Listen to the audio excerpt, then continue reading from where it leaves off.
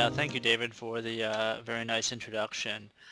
So today I'll be talking about, as David mentioned, the Monitoring Trends and Burn Severity project and how it's been used in the Southeast U.S.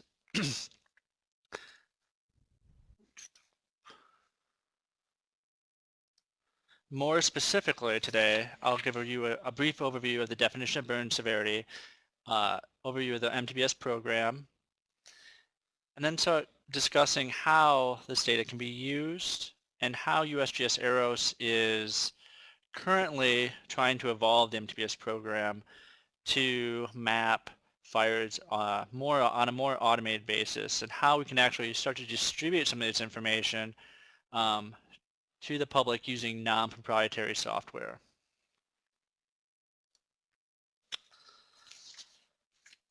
So burn severity has multiple definitions depending on its context.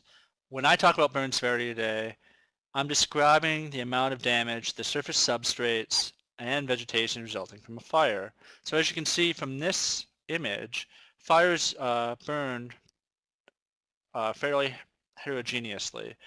And these patterns of burn severity result from complex interactions between fire, fuels, weather, and topography. So in this image you can see areas of probably almost complete consumption, torching. You can see areas of that's relatively high severity versus areas of relatively moderate and low severity, and areas of unburned.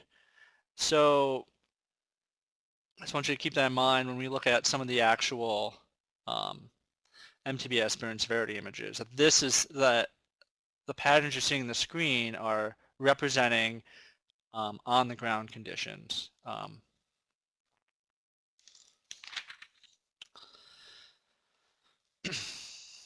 The other thing to keep in mind when examining fires for burn severity is how long it's been since the fire actually burned. So if you look at these four images, the left two images are right after the fire within less than a month, and the images on the right are at least a year after fire. What you can see is that there's different levels of recovery. So for in the top image is of low to moderate fire in which you may have some recovery or areas that didn't even burn, versus the lower left corner that shows an extremely high severity fire in which basically there's no green left. If you look at the top right image, within 12 months after the fire, this is probably a low to moderate severity fire. You're getting some tree recovery. The native grasses and forb is starting to come back, versus a high severity fire in which you're only getting colonial species or possibly invasive species coming in directly after fire. So it really depends. The amount of damage to the system really affects what you're going to see in time since fire.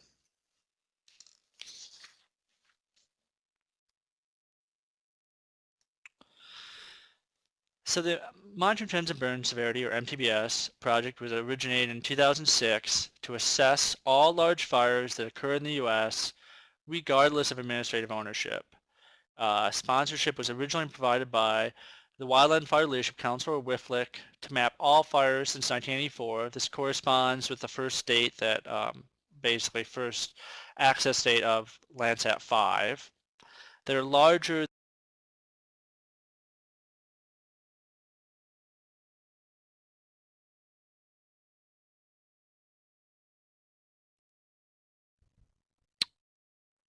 I think we may have just lost Josh for just a minute, so hopefully he will be able to log back in and continue his presentation. So please bear with me for just a second.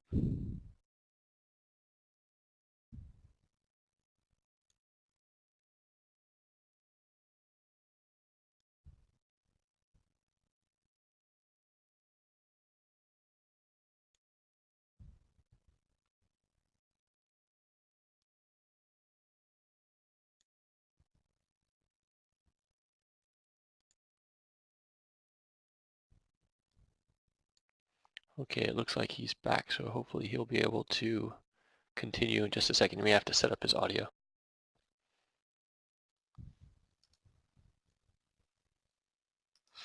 Okay, so I'm back. I apologize. I'm not sure why my browser just quit. It just suddenly shut down on me, so I apologize for that.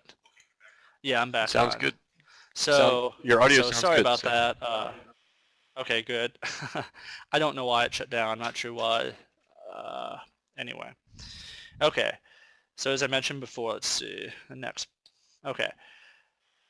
So MTBS was set to map all 1984 to 2010 fires that are greater than 1,000 acres in the west and 500 acres in the east. The reason that these acreage limits were set is because it basically maps 90-95% of all the acres of burned area in the U.S. It doesn't come close to mapping the number of fires, especially when you consider all the prescribed burns in the southeast, but it does map the majority of the acreage. And thus far, Monitoring Trends and Burn Severity has mapped 17,000 fires during its 1984-2011 mapping effort that have occurred within the continental U.S. or CONUS, Alaska, Hawaii, and Puerto Rico. And so in order to accomplish this mapping effort, MTBS uses Landsat imagery. And so the first step in the MTBS process is to actually collect and compile the fire records in the federal and state fire occurrence records into the fire occurrence database, or FOD. Now I will say that the FOD is changing. It's currently, that's how we did in the past. The FOD will be changing to look at federal I-209 reports and basically integrate those directly on a daily basis to look at large fires and to get a database. And the reason that it switched from doing federal records and accepting state records is because it was just a really big effort and a lot of database work. And so the new effort may miss some fires, but it's a lot more streamlined and a lot easier. Okay, so we get the actual fire occurrence location and examine it within the Landsat viewer, which is GloVis, in order to identify the best pre-fire and post-fire scene. When I talk about pre-fire scenes, I'm talking about Landsat scenes that are before the fire occurred, so they could be during the same season of burn, or they could be 1 year previous during the same season as burn. The reason that we do the same season of burn is because, well, make sure that the plant phenology is the same during the pre-fire and the post-fire, and so that you don't get extraneous effects of just the phenology. So plants that may die back during the dormant season, or other changes that may have occurred. So we download the raw Landsat images and correct these images by top of atmosphere. We reproject them and then create normalized burn ratio, or NBR images. And I'm not going to really go into the details of that creation. Basically, we're just examining bands 7 and 5 of the full 7-band images that to actually look at the bands that respond most closely with fire severity. And so you get the normalized burn ratio image. Values in this image range from -1,000 to 1,000. The lower the value, the higher the burn severity. We then compare if we have a pre-fire and a post-fire image, we then difference the two, so pre-fire minus post-fire, to get the difference normalized burn ratio product. And this product better represents the amount of change between the pre-fire and post-fire image. In this, the values range between -2,000 and 2,000, with higher values. So the highest value you can get is 2,000, representing higher burn severity. MTBS analysts then trace the fire perimeter using all of the imagery. So, we basically try to use difference normalized burn ratio, NBR, and reflectance images to create a fire perimeter, to create the best fire perimeter possible. And then MTBS analysts threshold the DNBR image. I should mention that if the DNBR image is not available, then analysts will also threshold the NBR image for burn severity. And the way we get our breakpoints is visually seeing the breaks between classes. Analysts have gotten training on this, and a lot just have, after mapping hundreds of fires, have a pretty good feel for what the breakpoints are. We've also looked at ground truth data and developed some of our breakpoints off of that.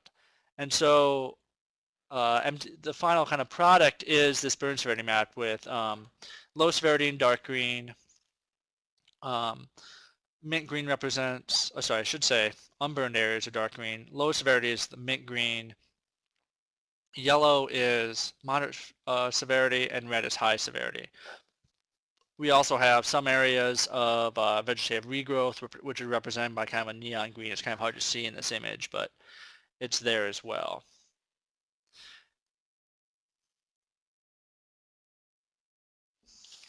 Okay. So all those products are posted on mtbs.gov, and so all the imagery you just saw, including the reflectance images, the pre and post fire, the MBR images, the shapefiles and the thresholded images are all released for each fire at mtbs.gov. I'll talk about that, what's actually released there and what products are available a little bit more in a few minutes, but just so you know right now, those are released automatically. So in order to actually determine whether or not MTBS burn severity images actually make sense, he and Benson in 1996 developed a way to actually monitor burn severity, on-the-ground burn severity. And when we talk about the composite burn index, or CBI, we can think it's kind of useful to think of it as forensic ecology.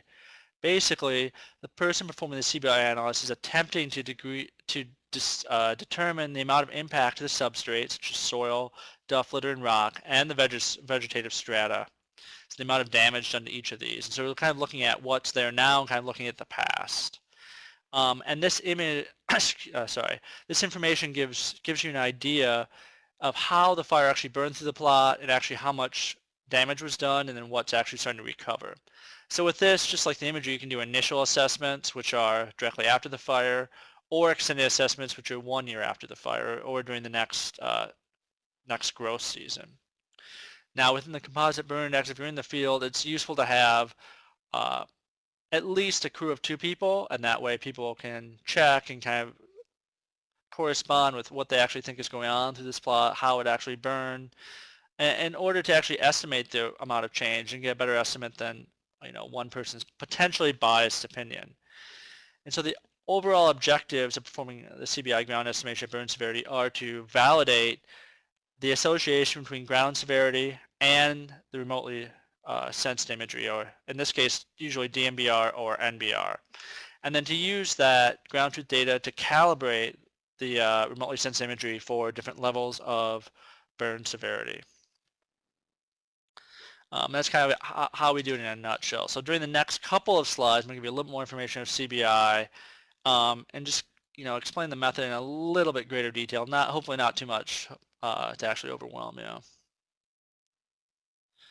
Okay, so in this image you can see you can actually see what it would look like at the plot level of CBI plot. I forgot to mention this before, but CBI plots are 30 meters in diameter. And I'll explain why that is in just a minute. But basically in this first image you can actually see all the effects of burn severity in great detail. If you examine 0.3 to 1 meter high resolution imagery, and this circle represents a 30-meter plot, you can see that some of the trees were killed, you can see that some trees are green, but you can't see the finer details of the burn within this. And then when you start to examine the plot with Landsat imagery, which is 30-meter resolution, so the plot overlaps exactly 1 pixel, it could overlap, you start to lose all the finer details. And basically what you're seeing, the DMBR values are representing kind of the change averaged across the whole plot. And so again, because they have the plots and the imagery have the same resolution, you can then compare their estimates of burn severity to determine whether or not the imagery is accurately representing the burn severity on the ground. So this is an example of a composite burn index sheet. You can download these forms in the cheat sheets and it explains everything in greater detail. There's a link at the bottom of the screen.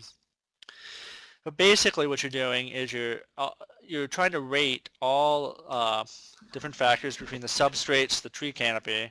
You're giving them a value between 0 and 3, with 0 being unburned and 3 representing high severity. You're ranking 5 different strata within the CBI form, including the substrates, vegetation less than 1 meter, vegetation between 1 and 5 meters, subcanopy and canopy trees. And these 5 strata basically represent all the fire effects that can be visually assessed. And this was developed from Ryan and Nossi's 1985 paper to incorporate traits detected by Landsat imagery with the actual on-the-ground burn severity.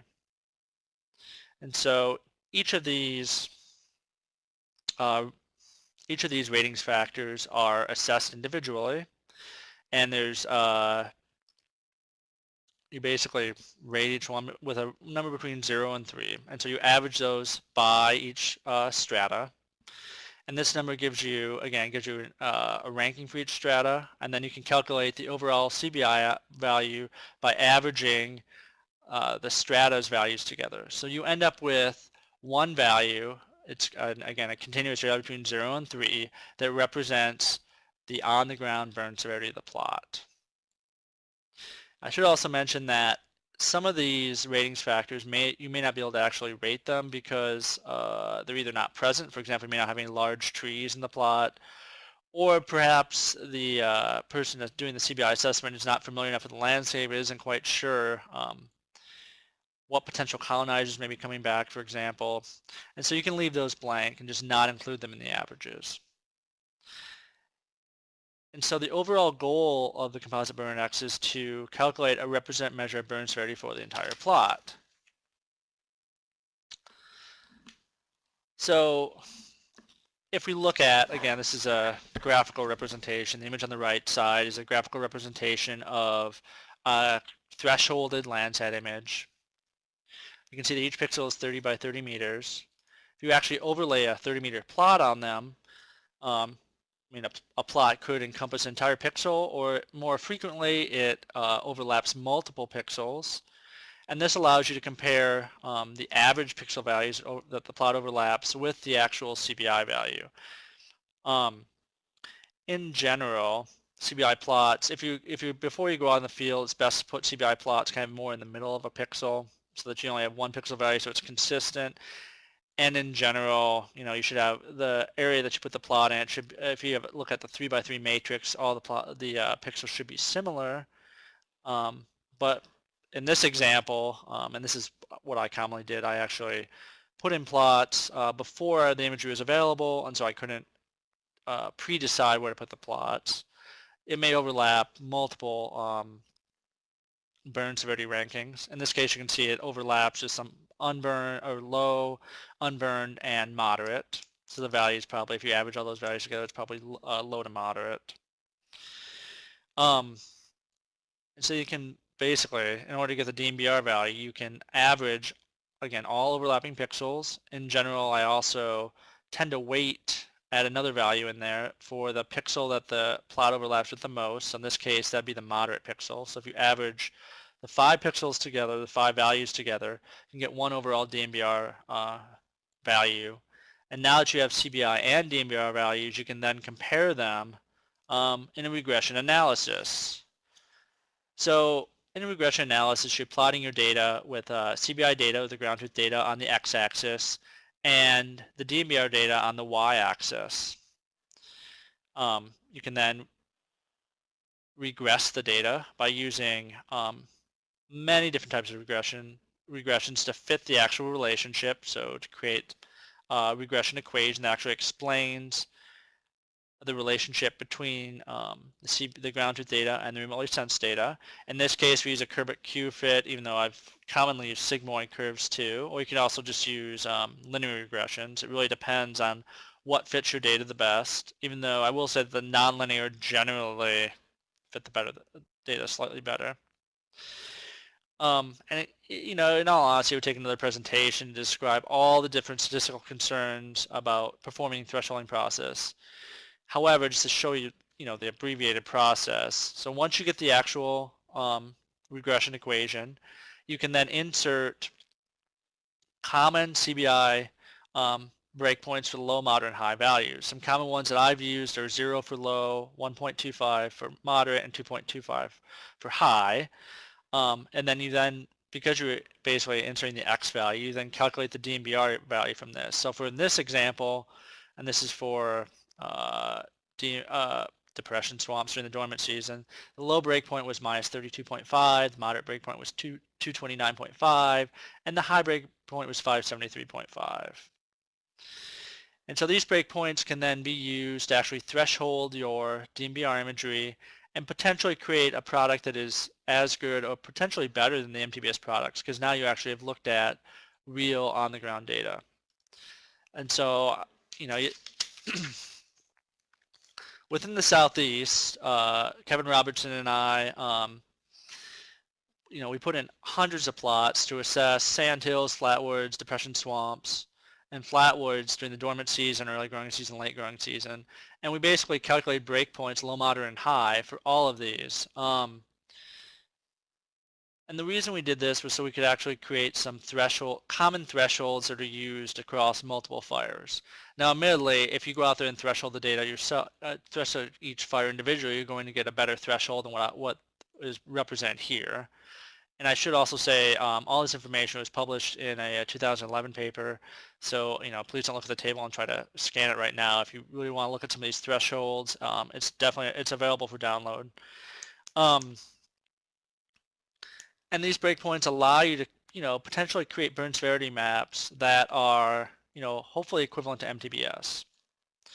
And so this is just one project of many that has evaluated burn severity within the U.S. So I'm now going to kind of switch gears and start talking about how MTBS may be changing in the future and how we're actually trying to begin to automatically detect fires as they occur and then subsequently map them using Landsat imagery without a lot of analyst intervention. And so this grant was funded by the NASA ROSES grant. It's currently finished, although we've reapplied for more funding, so hopefully we'll get that. And basically our goal would be to map the entire U.S. automatically. Right now, I'll explain what we've actually examined in a few minutes, but what you're seeing on the screen right now is each of those orange points represents a fire detection by MODIS, AVHR, and HMS analyst fire detections as they occur. Basically, any fire that lasts for more than 7 hours or have multiple fire detections, because the satellite record is enough to detect a fire almost on the half hour. So if a fire lasts for days or weeks, there can be thousands of detections. In this example, the detections, this is for basically all the detections for 2010. There's almost 300,000 observed across the entire United States. And although this is a huge number, our goal is actually to use the HMS data to help us inform Landsat-derived burn perimeters when the fire actually occurred. So it gives us an actual data when the fire occurred. And so currently we're attempting to basically automate this entire process so that you get a Landsat image and then the HMS data informs when the fire date was. And so, for example, this is an example of a 2004 burn fire mosaic. So for the entire year, this is for Path Row 1839 near Tallahassee, Florida, in the Apalachicola National Forest. And what you can see is that anything in yellow represents potential fires, and everything in red represents MTBS fires. So in 2004, MTBS did not map a lot of fires in the Apalachicola National Forest, just because at that point we didn't have good fire records, and we'll be subsequently adding some of these fires in, but right now they're not mapped. And you can also see around Tallahassee, Thomasville, Georgia area, you can see a lot of other fires that it almost looks like a major fire complex. But what it is there's a lot of landowners that, on the pine plantations that do a lot of prescribed burning. And over generally the dormant growing season, these perimeters kind of grow together so it looks almost like a mega fire, even though obviously it's not. So the point of this is that MTBS has most likely missed a lot more fires throughout the 1984 to 2012 Landsat data record. So in order to create these burn not burn images, we take a Landsat image, and this Landsat image is from another one of our test sites, Pathway 1739, which is on the South Georgia, North Florida state boundary. It encompasses the Osceola and Okefenokee National Wildlife Refuge and National Forest, respectively. We also examined, I know I mentioned the Apalachicola National Forest, which is in Pathway 1839. We also looked at the Ocala National Forest in Pathway 1640. Basically, what we're trying to do is take a Landsat image and create a burn not burned image. And this is done by basically modeling through potential burned areas off of MTBS data. So we use the MTBS data to train models to identify where fires may have occurred.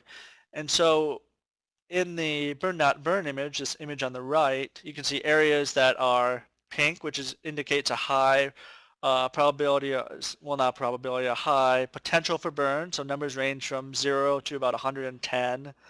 And the higher numbers represent more higher potential for burn. And areas that are a little bit lower but have a potential for burning are in orange. You can see kind of in this right hand side image, you can see around the coastal area there's a lot of potential commission errors. And this is because we still need to refine the methodology to get rid of areas that are only showing potential burn severity because of coastal effects, so you're basically getting soil showing up. And we could do this really quite easily by mosaicing coastal areas or river areas. I mean, there's potential to do this easily. The fire I wanted to point out, though, is in the center of the image. And this fire is the Mother's Day fire on June 9, 2010 in the Osceola National Forest. And you can see these purple circles represent the HMS points. So HMS did pick up this fire. And we subsequently derived a burn not burned image. Again, you can see that, that most of the fire was adequately represented by the highest classification in the image, 95 to 110 values. But there are also a few extraneous pixels also picked up by this lower classification. And so you can kind of see the idea of where I'm going with this is we're trying to, again, get a burn not burn image. We're going to change this into a shape file and then identify when this fire actually occurred by using the HMS points. And so all of these steps can be automatically done using a combination of open source packages to put the pieces of the burn not burn image and HMS together. And so this automated process was derived by using the geospatial database PostGIS that was PostGIS enabled, and then all the automation part came by putting all the models into Python to model each image over the entire 1984 through 2012 time frame for pathways 1839, 1739, 1640. The text file that you see on the right is just an example of some of the SQL queries that go into the PostGIS automation process. There are a total of 19 nested queries that actually determine whether or not the DNBR fire perimeter falls to the MTBS fire occurrence database record, whether the burn not burn fire perimeter start date can be labeled with HMS or not, the last time a burn not burn fire perimeter is found within the Landsat image, so that's the end date, and that merges all these together on a yearly basis by Landsat scene. And again, all of these queries run within an open source software.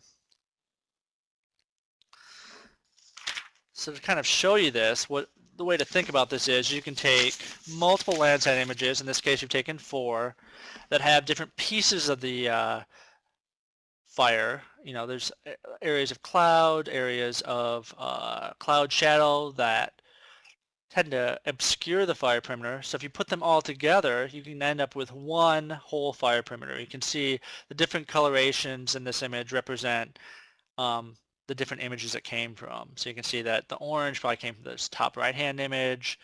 Some of the yellow came from the bottom right image, and etc.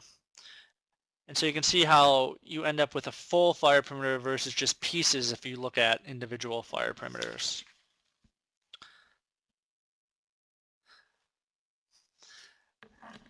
And so once we're done, once we've actually mosaicked everything for an entire year, we can then actually compare this data to the MTBS burn history data set we have. So for this example, this is an example of the 2011 compiled burn not burn imagery in orange versus the MTBS data on the blacked outline perimeters. And what you can see is that the BNB or burn not burn images line up fairly well with the MTBS fire perimeters. MTBS fire perimeters do not have any holes in them. They're always solid versus the burn not burn, which show areas that did not burn. You can see areas in this map in which the MTBS does not overlap with the burn not burn imagery, and this is because, especially in the southern part of the image, and the reason that this is because these fires occurred generally in December of 2011, and the Landsat imagery we obtained wasn't available in 2012, and there was no HMS data to label it. So what happened is, if fires occur kind of on that yearly cusp, they get labeled as 2012 images, so that's why they're missing. As you can see, overall, there's some fires at MTBS that actually meet our size threshold that MTBS did not map. So the take-home message is there's still, even though the MTBS fire record is getting better and better all the time, there's still some fires we map, and there's ways to address this, to address the omission errors within the MTBS data products. So the way that we kind of see this workflow going, and I should point out that whenever you see dash boxes, that means that there's some sort of interaction between some sort of analyst decision-making step or some sort of human interaction with the process. Solid boxes are automated processes. The goal will be to actually take an existing fire database, so either a database that we have or one as defined by the burn not burn images and subsequent shapefiles. You can actually extract bounding boxes for each of these fires, and you get the date range per fire to actually submit a request for images, Landsat images that fall within this time frame. Currently, we can submit all the image requests to the EROS Science Processing Architecture, ESPA, which process land scenes from the Landsat archive to top of atmosphere and surface reflectance, project the imagery to USGS Compositing, and clip the imagery to a specific bounding box and stage them on an FTP site for us. We can then download all this imagery and automatically create a Google Earth KML to view the imagery at full resolution, and then start to finalize the actual image selection. So basically, this entire process you're seeing on the screen, except the composition, except the compiling of the fire occurrence database, is hands-off. It's all automated.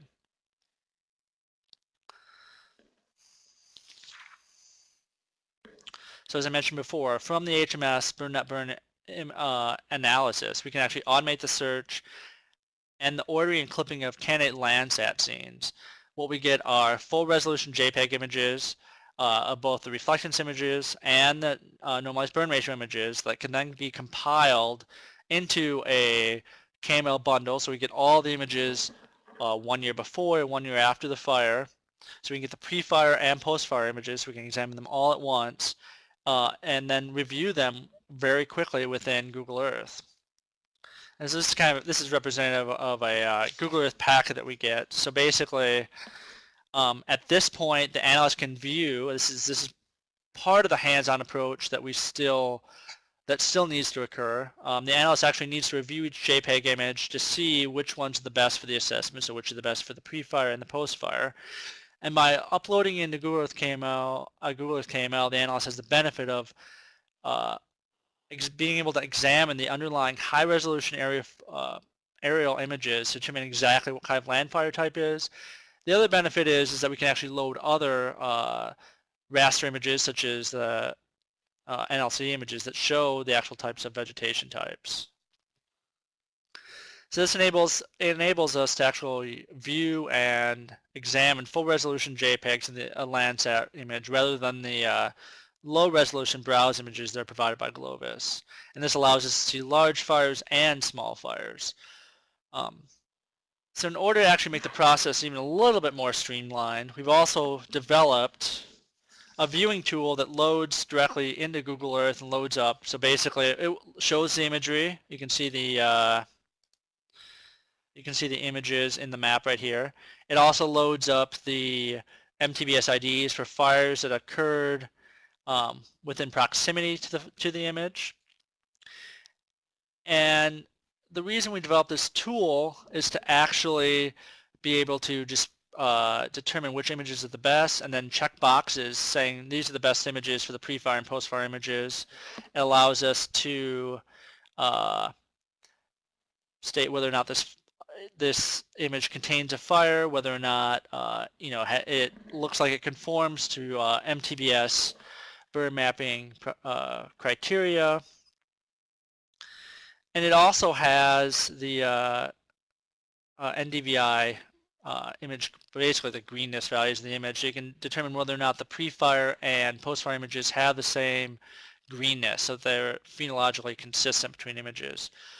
Everything that is captured within this tool is then written to a database and to a text file, and all that information then drives the second half of the automated processing.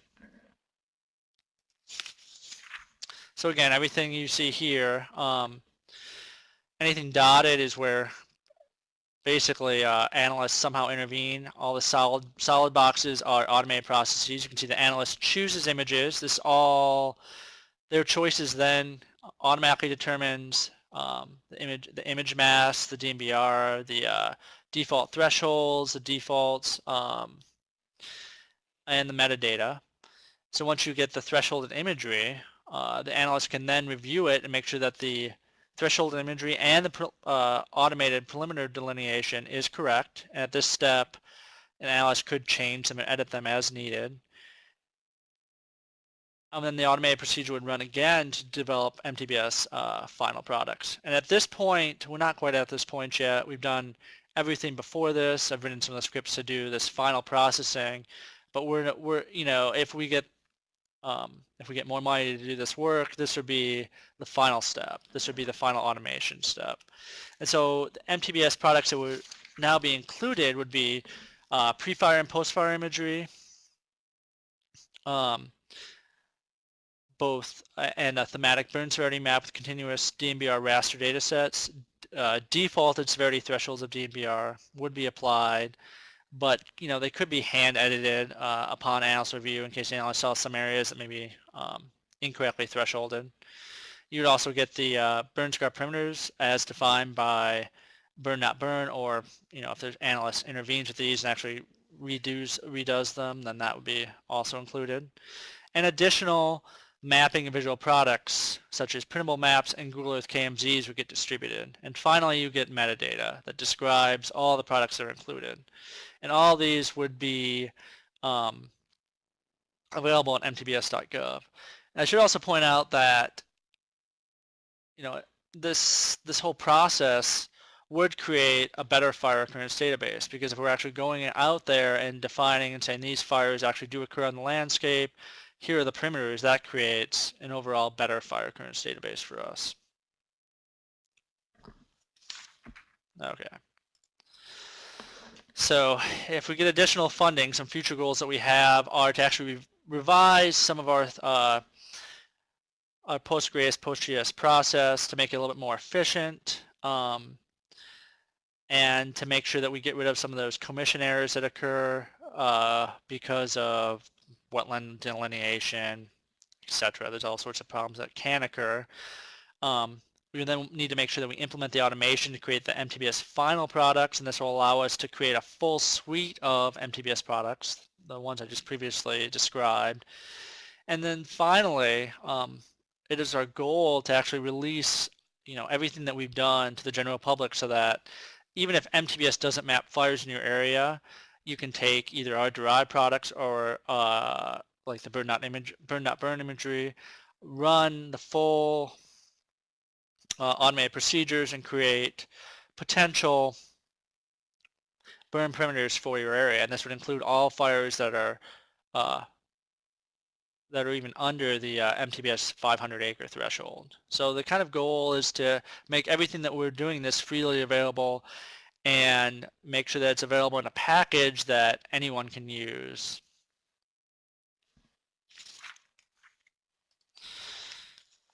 Okay. So the last few slides of this presentation, I'm going to discuss some of the projects that we've done at USGS EROS that actually use MTBS data to create some additional value-added products, or to actually do some analyses. So the first part I'm going to talk about is some work that we're doing right now, and that's we're currently trying to calculate a severity metric value. A severity metric value is just one number that describes the severity across the entire fire perimeter. And this process of creating the severity metric variable was described in Fire Frequency, Area Burn, and Severity, a quantitative approach to defining a normal fire year by Lutz et al. In 2012. And what the severity metric does is it essentially, and don't let the equation scare you off, what basically that equation shows you is basically you subtract the area under the curve of the fitted cumulative distribution curve of DMBR, or of DMBR values. So you're calculating the area under the curve and subtracting it by 1. And so large values of severity metric indicate higher severity, and I'll show you how that kind of works. And although Lutz et al. Found that the curves are best fit using Weibull distributions, we actually found that sigmoid functions work a little bit better. And you could actually try some other nonlinear curve fitting functions to find which one fits the data the best. So if you think about that, if you think about the cumulative distribution, so we're looking at all the pixels that occur in a burn severity image. And so we're looking at their distribution as their numbers range from -200 to 1200. So, and DMBR values are on the x-axis and the cumulative distribution on the y-axis. The cumulative distribution ranges from 0 to 1. So for example, 0.25 represents that, in this case, basically 25%. If you look at the green curve, 25% of all the pixels in the green curve were represented by values within the range of -200 to 0. You can see that the red curve, the 25%, that 25% range is slightly different. It's probably between 0 to about 150. So what the green curve versus the red curve represent, the green curve represents a low severity fire versus a higher severity fire. And the curves show how the pixels are actually distributed. So if the cumulative distribution is skewed more towards the left-hand side of the graph, that means that all the pixels within the graph are accounted for somewhere between the -200 to 400 range. Versus in the higher severity curve, you get values between 0 to 1200, and they're kind of peaking at about 800. And so the area under the curve for the higher severity curve, the red curve, is actually less than the area under the curve for the green curve. But if you subtract the area from 1, the values for the high severity fire is actually going to be higher than for the lower severity fire. And so that's kind of in a nutshell what that represents. So it's a way to actually categorize each fire with just one number. So we've taken the entire MTBS archive, which was, 17,000 fires. It's actually been winnowed down to about 7,000 fires. The reason that we winnow it down to the smaller number is because not all fires in the MTBS archive have been assessed by a DMBR. Some are assessed by NBR. We only examined fires that have been assessed by DMBR. And the other way that we winnow them down is by only examining fires that occurred on deciduous, evergreen, shrub, or mixed evergreen deciduous vegetation types. MTBS also includes herbaceous and other vegetation types, but we drop the fires that are included in the herbaceous type because it's impossible to assign different levels of severity to a vegetation type that is usually completely consumed under normal conditions.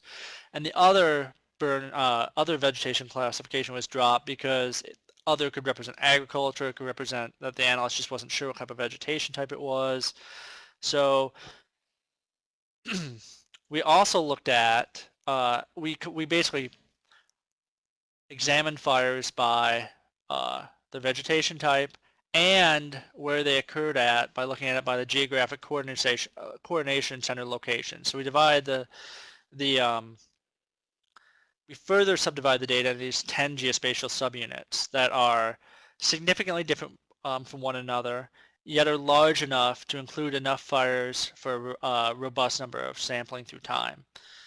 And so the ultimate goal is to model how burn severity is changing or not changing through time for each GACC by vegetation grouping. And so if you do that, again, we examined fires between 1984 and 2010 within the MTBS record. And these are basically the only GACCs by vegetation groupings that showed a significant increase or decrease in the severity metric over the entire 1984 to 2000 time period. So what this data is showing you is that severity is either increasing or decreasing. And I should say that we used nonlinear regression techniques, the Mann-Kendall test, to decide whether or not fires are significantly increasing or decreasing in severity. We examined fires by looking at their mean, severity metric value for each year through time, and by looking at the max or the most severe fires through time. The reason we looked at the most severe fires through time is so we can actually determine whether or not extreme fires, so fires that exhibit outside average fire severity, are occurring more frequently. So if you look at, and I'm not trying to make you look at the really small numbers in this table, but if you look at the majority of the severity metric types, or SM types, are these maximum fire severity fires.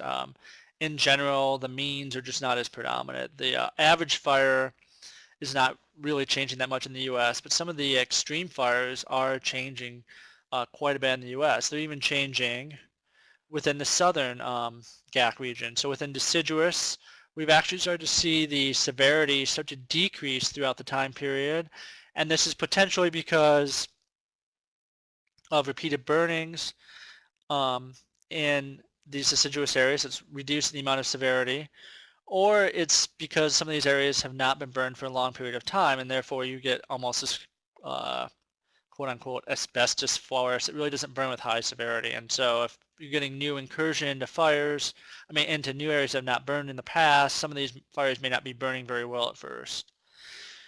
The other thing I want to point out, if you look at, you can't really see it, but it's right below the southern deciduous grouping, there's a southern shrub grouping, and these fires are actually, extreme fires are increasing through time. And so what that's telling us is that fires that burn in shrublands in the southeast are actually increasing in severity through time. And this could be for a variety of reasons. It could be because we're starting to get to this historic fire interval where because shrubs in the southeast often burn completely, so we're starting to get towards the end of that fire interval where they actually do burn very well, if it's a 50, 100-year fire interval. Or another potential is that you're starting to see some effects of weather. So if there's greater propensity for drought, then you could potentially get more severity fire too. We're still looking into that. So the last thing I'm going to talk to you about today is the last project we've worked on in the south while I've been at USGS EROS is to actually map all of the fires that have occurred. It doesn't matter about what the acreage is, so anywhere between basically 10 acres to a few thousand acres. All the all the mappable fires between 1985 and 2011 have been mapped. And so a total of 504 out of a possible 872 fires have been mapped within St. Mark's. And what you can get from this data, so you get, the individual actual burn boundaries, but we also started to compile them all, so you can actually get a burn history or fire history of St. Mark's and start to determine how many times each area within the St. Mark's boundary has burned. And so in this graphic, areas that are darker green or lighter green have only burned, once or twice, versus areas that are almost red have burned up to 14 times. So over about a 26-year fire history, some of these areas are burning on a 2-year rotation, which is pretty common, especially in kind of this southwest portion of the refuge, in which there's a lot of sandhill that burns on a 2-year interval, versus some of the wet flatwoods or some of the wetter areas that may only burn, once every 10 or 15 years. And so those areas are not represented as well. And this allows you to actually start to, ask questions about, are these areas being maintained at the correct burn interval? Are they getting burned too much or too less? Burned too much or not enough? And are we maintaining, habitat quality by prescribed fire? So in conclusion, all the data we've talked about, all the MTBS data is available at mtbs.gov. And this includes thresholds and imagery, shape files, pre-fire and pre-fire, post-fire reflectance, MBR, DMBR images, and their metadata. And what this allows you to do is actually look at the MTBS thresholded products and then actually use some of the raw formats to threshold your old imagery, or look at and see whether or not you can get, based upon your local knowledge of an area, whether you can create better burn severity products for your area. And so during this presentation, I've discussed my use of MTBS data and kind of how we're trying to automate all these processes to create a better, kind of a more complete MTBS record of fires, or at least allow users to map smaller fires that MTBS does not currently assess. I should also mention, though we only discussed a couple examples of the use of MTBS data in the southeast, they've also been used for fire risk assessment, air quality, fire effects, and and to monitor amphibian populations. I should also mention that land fire incorporates all the MTBS data into its data set. So if you want to look at a useful kind of all-encompassing data set of fires that occur, or I should say disturbances that occur within the southern region, you can look at land fire data. The other thing I want to mention is that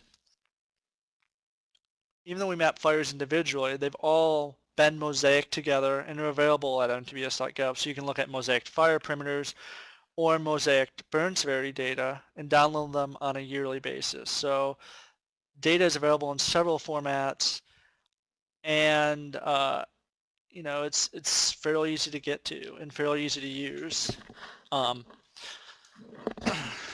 So with that, I'm basically done with my presentation, so I'm ready for any questions that have come in during the presentation that David would like to field. I'd also like to thank everyone for listening, and I'd like to apologize for my technological difficulty. I'm not quite sure why everything shut down, but luckily it didn't take too long to rectify that problem. So David, would you like to start? Are there any questions?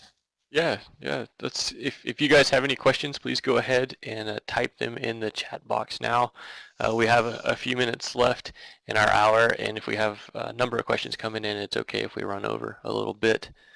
So for those of you who joined us during Josh's presentation. We just had a great discussion on the MTBS program from Josh Picotte, and he's a fire specialist with the USGS EROS program in South Dakota. And my name is David Godwin, and I'm the outreach coordinator for the Southern Fire Exchange. So I see quite a few people, it looks like, are typing some questions right now. So we'll get to those as they come in. Looks like the first and maybe fastest typer here, Kevin Robertson, says, Josh, do you think these advances will result in a lowering of the size thresholds for including fires in the MTBS, which is really relevant for how many smaller size fires we have here in the East for sure? Okay, so currently there are no plans to reduce the size thresholds, and the reason is because MTBS budgets have been decreasing. I mean, there is the potential for mapping more fires if we get all the process going. We find that we have enough time or we have enough money left over to start mapping more fires. But I will say that if we start using the automated procedures, we'll create yearly mosaicked fire perimeters that can then get distributed. So you won't get the full MTBS suite of packages, but you'd at the very least get the boundaries. The other thing I'd like to point out is that USGS is working on the essential climate variables, and the goal of that is to create fire perimeters on a Landsat image basis. So it was kind of started right as we got the grant. So it's very similar to ours. The difference is that we'll actually use the fire occurrence data to update when the fires actually occurred, and then we would actually create MTBS products using that data. So we may actually incorporate the essential climate variable data into our processing. And just following up on Kevin's question, how much is that lower boundary constrained by the spatial resolution of the Landsat imagery? In all honesty, it's not that much. We've mapped fires all the way down to 10 acres. Mm-hmm. Kevin and I actually did some spatial assessments of smaller fires, and they still do a pretty good job down to about 10, 25 acres. Mm-hmm. So in all honesty, there's not a huge spatial constraint. Right now, it's just a time and monetary constraint on being able to map more fires. Cool. Looks like we had a question that was coming in from Paul, but I don't see it right now. Oh, here it is. Okay, just scroll down there. Paul Medley from National Forest in Florida says, what are the steps we need to take to consume these products so that we can calculate burn severity for the smaller fires in our organization? Okay, so the first step you would need to do is to, basically ascertain excuse me, if the fires have already occurred, which imagery that you can download to start looking at them. And if you're going to look at fires in the south, I'd recommend looking at initial assessments. So you want to get out and examine fires on the ground right away to the composite burn index. Excuse me. If you don't have the resources to the composite burn index, then you can look at the paper that Kevin and I published. That actually David actually posted the link to it up at the top of the chat session, and you can actually get the thresholds that way. So then once you get, you've ground referenced the data, you can then start comparing it. You can either start comparing it with actual data, and you do that by you can download Landsat scenes, it's all freely available from USGS. It's downloadable at the Glovis system. It does have to be, currently the data does need to be corrected for top of atmosphere or surface reflectance and then be reprojected. If you're interested or not quite sure how to do this, you can contact me and I can let you know how to do this. You can then calculate MBR images and then calculate DMBR images. So once you've done that, you can then either compare that with your CBI data, or you can look at our breakpoints and then threshold it accordingly. Another way to do this is to kind of eyeball the imagery. So if you're really familiar with a burn and you know certain areas burn with a specific severity, you can actually start to examine the imagery and start to threshold to the point where it starts to look like what you saw in the landscape. So you don't necessarily have to do the CBI assessment of burn severity. It's possible, if you're familiar enough with the fire, to actually kind of eyeball it and threshold it according to what you see in the landscape. And so that would allow you to start mapping some of those smaller fires. Like I said, the goal would actually be, and I hope our goal would actually be to begin releasing some information from these smaller fires. But again, this wouldn't necessarily be part of the MTBS process. This would be part of the automated mapping process.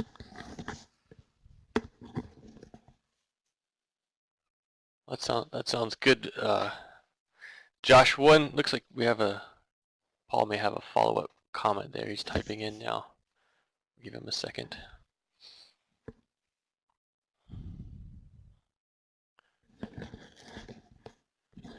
Paul follows up and says, if there is further interest in this, could you put together a training session?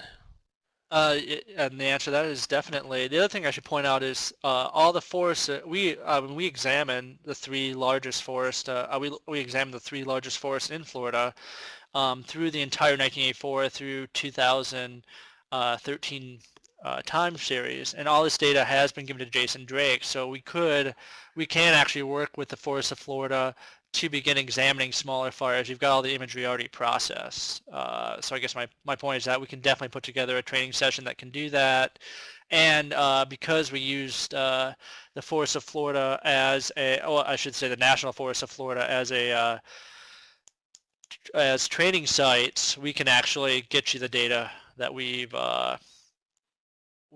assessed and the actual raw DMBR data, and yeah, all the imagery that's necessary to perform these analyses. Cool.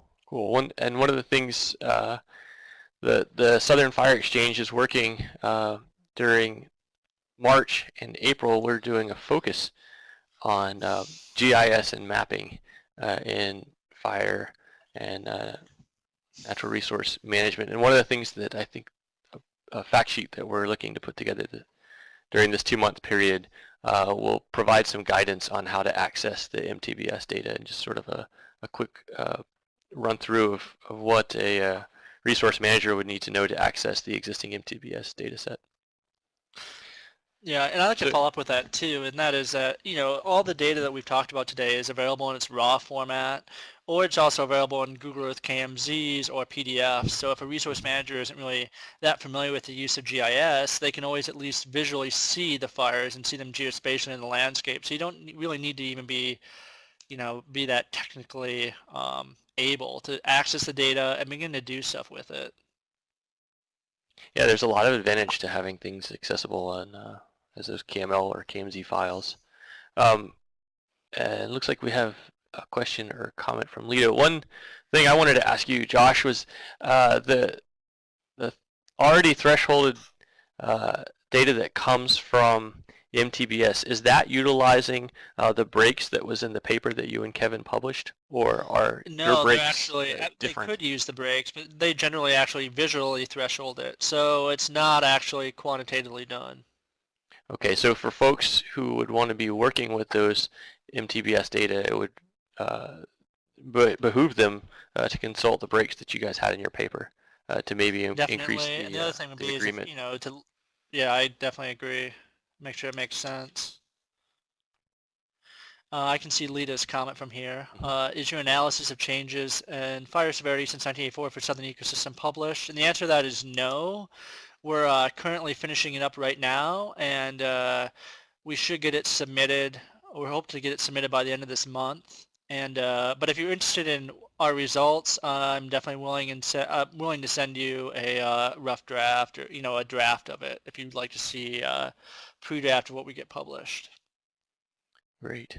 And then once you guys get that published, we'll definitely distribute that through the Southern Fire Exchange as well, for those folks who are interested, and link it to the archive of this webinar on our YouTube page.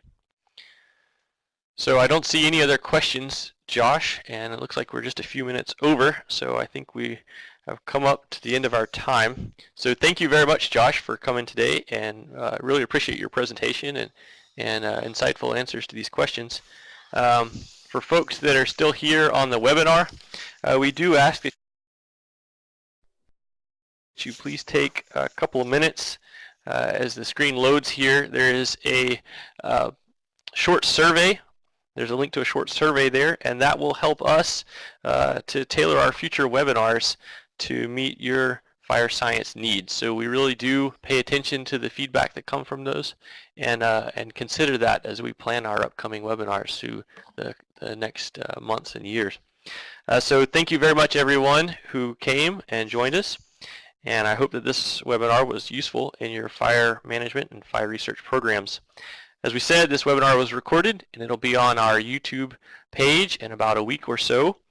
And so thank you. And to stay in touch with the Southern Fire Exchange and be aware of all of our upcoming programs, you can see links there to join our email list or follow our Facebook pages and Twitter and YouTube and all that good stuff.